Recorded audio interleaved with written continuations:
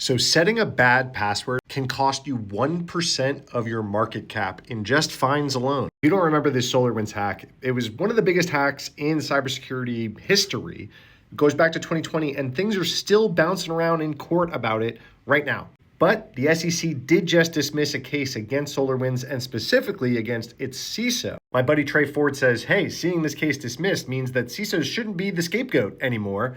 And he points out, it's not like the CISO has a magic wand and can just make all security vulnerabilities go away. That's a whole organizational effort. If you don't remember this hack, it had a ton of ripple effects. And one of the things that came out was they had the solarwinds1234 password on this critical file server.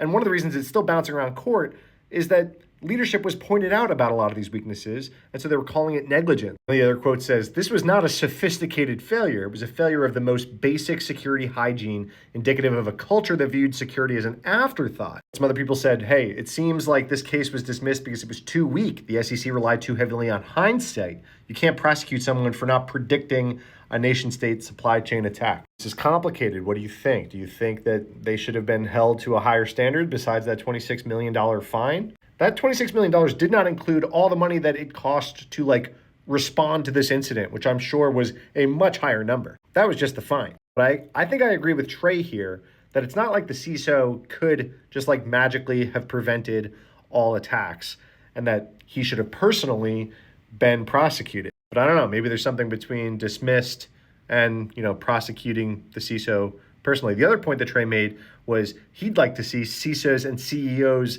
stand shoulder to shoulder when facing this kind of stuff.